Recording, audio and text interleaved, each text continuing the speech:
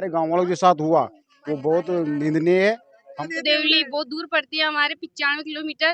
तो बहुत सारे के पास साधन भी नहीं है और सुविधा नहीं है, बस भी नहीं है वहाँ तक जाने के लिए। तो हमने इस चीज के लिए बहिष्कार सबसे बड़ा गुनहगार तो जो वो यही गेम है और यही बोलते हैं, जय भी आते हैं, जय आपका समझौता कर लो।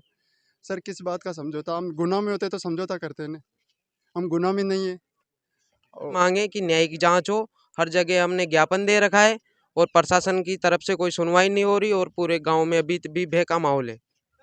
जी, राजस्थान उपचुनाव को आज करीब 2 माह गुजर चुके हैं और आज हम पहुंचे हैं टोंक जिले के देवली उनारा विधानसभा क्षेत्र का समरावता गांव के अंदर।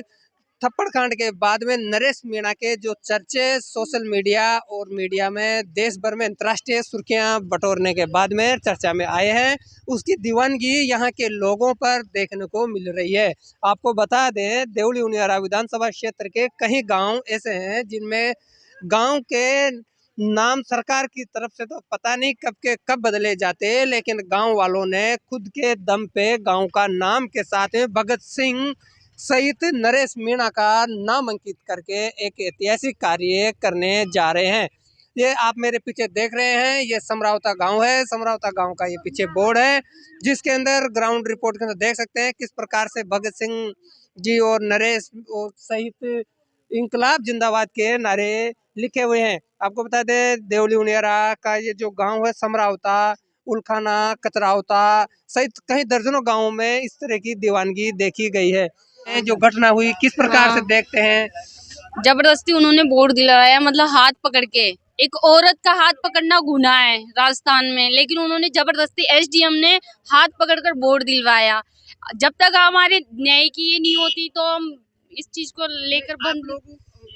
क्यों, किस वजह से ये कर रहे थे? वोटिंग क्यों नहीं कर रहे थे? क्या वोटिंग हम इसलिए नहीं कर रहे थे क्योंकि देवली हमारे बहुत, मतलब उनियारा से उपखंड वहाँ देवली जोड़ा गया था। तो देवली बहुत दूर पड़ती है हमारे 95 किलोमीटर। तो बहुत सारे के पास साधन भी नहीं है और सुविधा नहीं है, बस भी नहीं है वहाँ तक जाने के लिए। तो हमने इस चीज के लिए बहिष्कार कर रखा था।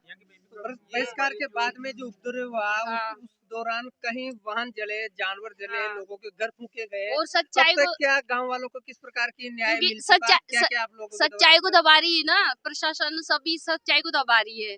और जो सच्चाई हम बोल रहे हैं उनको दबा रही है, और जो झूठ है उनको मतलब हमारे ऊपर इल्जाम लगा रखा है कि मतलब गांव वालों ने किया है। गांव वाले ऐसे क्यों करेंगे? उनकी खुद की गाड़ियां क्यों चलाएंगे? मतलब चारा भी जला दिया, गाड़ियां जला दी, लोगों का नुकसान कर दिया। एक मकान को मतलब लॉकडाउन से काम चल रहा था, उनको तोड़ दिया। बड़ी मेहनत से लोग वहाँ कमा के गाँव को, मतलब इतना बड़ा हमारे साथ में और भी युवा हैं। देखिए, आपका क्या शुभ नाम है और किस प्रकार से आज 2 महीने बाद में भी किस प्रकार के आपके गांव में बदलाव आया है, क्या कुछ कहेंगे? मेरा नाम दिलकुश मीणा है। हमारे गांव में कोई बदलाव नहीं है सर, वही बे का माहौल है। कुछ भी बदलाव नहीं है, ना तो यहाँ कोई जांच हो रही है, न्याय की जांच हो रही है, ना ही कोई न्याय दिलाने के लिए कोई आगे बढ़ रहा है। प्रशासन है जो वहाँ से कोई बोलता है तो उसके खिलाफ एसडीएम कार्यालय से नोटिस निकाल देते हैं और सबको भय का माहौल है।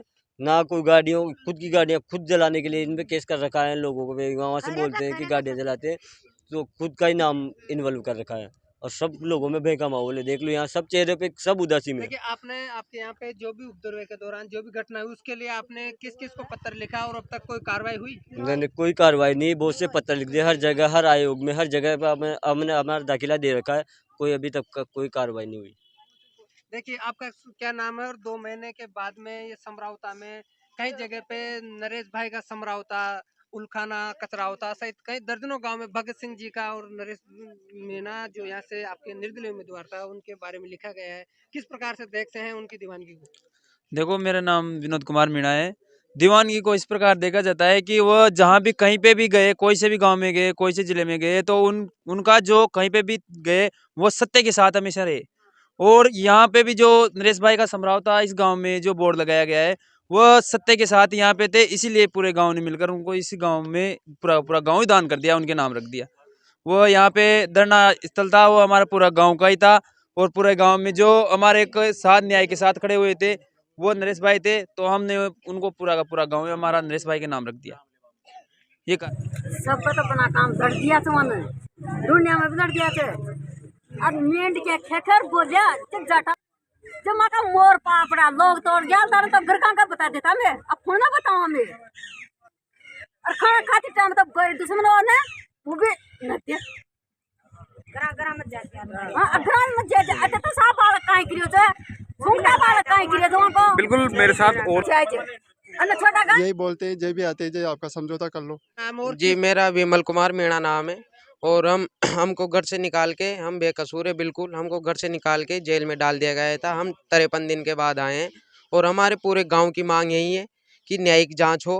हमारी जो माता बहनें औरतें उनको ऐसी ऐसी जगह मारा है जो कि चोटें दिखा नहीं सकती बिल्कुल, और पूरे गांव में डर का माहौल है। प्रशासन ने औरतों में गालियां निकाली।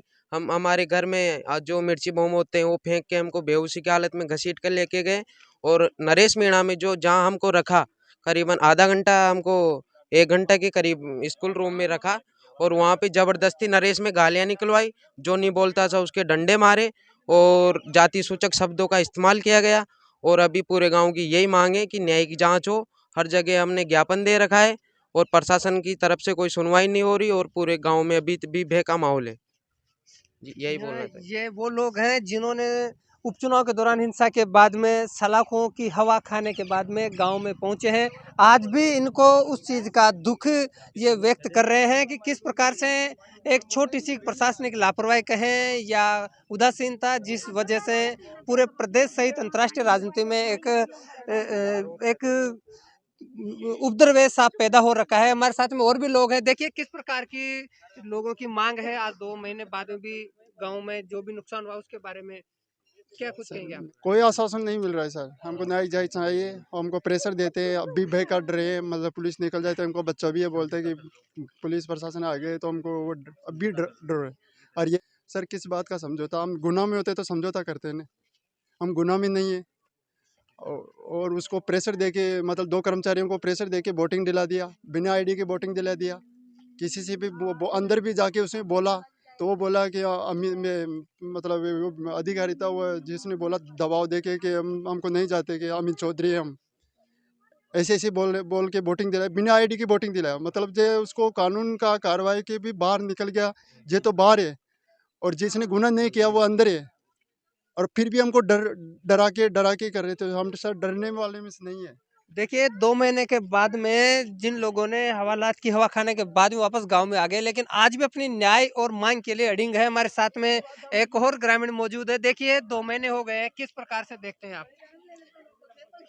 देखते हैं तो हम ये डर का माहौल है यहाँ पे। और जो हमारा गांव जो जो पहले था वो शायद गांव नहीं है। और हमारा गांव ना तो किसी भी कार्य का मान है, ना तो पीछे रहता है, ना मतलब किसी की सेवा करने में पीछे रहता है।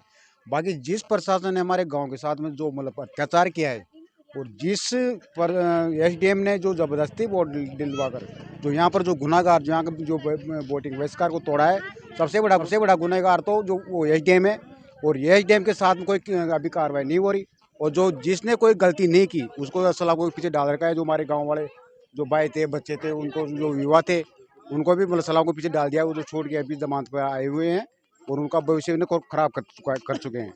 और अभी जो हमारे नरेश भाई के जो उनके साथ जो हुआ और हमारे गाँव वालों के साथ हुआ वो बहुत निंदनीय है।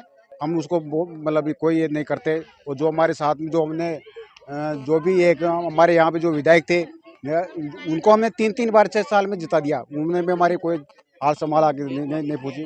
और 6 साल में 3 बार उसका रिकॉर्ड रहा है हमारे इस क्षेत्र से। उसने हमारे कोई मतलब उसको किसी से पूछा नहीं कि तेरा दुख क्या है, तेरा क्या है, कुछ क्या नहीं है, कोई पूछा नहीं है।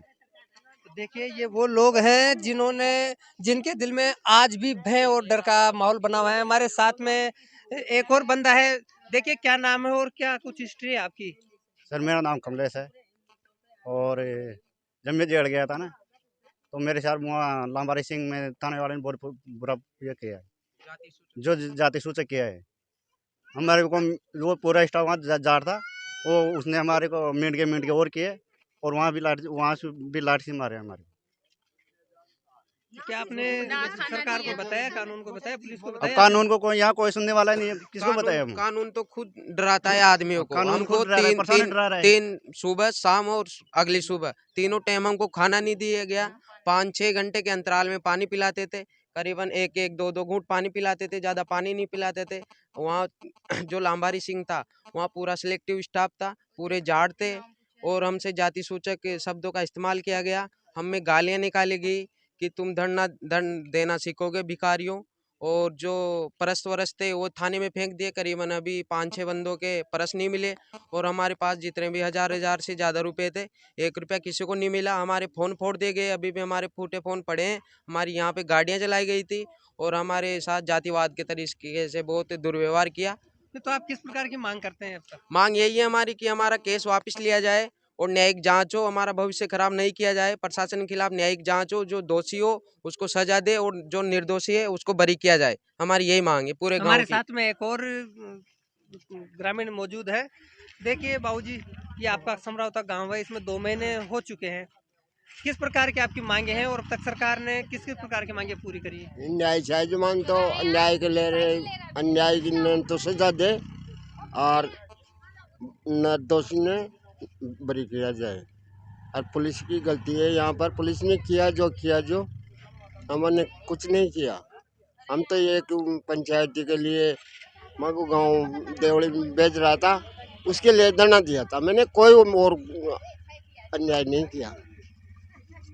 हाँ, तो ये वो लोग हैं जो उपचुनाव के दौरान जो हिंसा हुई, हिंसा के बाद में हमने कई लोगों से मिले। उनका दर्द आज भी यूं जस का तस बरकरार है और आज भी लोगों में उनकी नरेश की दीवानगी और भगत सिंह जी के साथ में उनका जो लगाव अपने सत्य और ईमानदारी को लेकर देखने को मिल रहा है।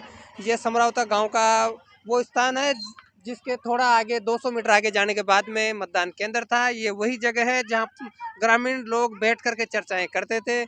उसके बाद में जो घटना कांड हुआ, पूरे देश प्रदेश सहित राजनीतिक महकमे में हलचल मच गई। आज भी वो चीज लोगों को डरा रही है और आज भी लोग इससे कतरा रहे हैं।